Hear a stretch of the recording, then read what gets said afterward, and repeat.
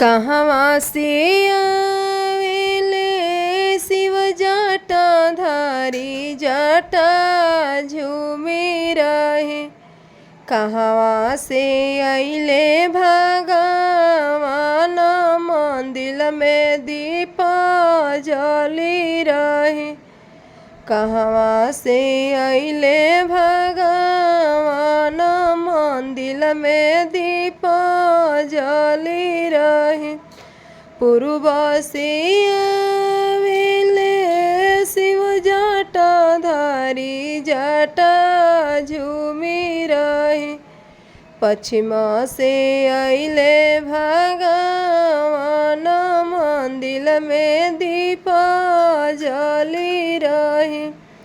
पश्चिम से अइले भगवान मंदिर में दीप जली रहे।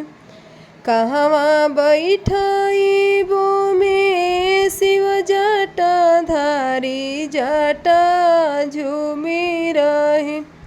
कहवा बैठइबो भगवान मंदिर में दीप जली रहे।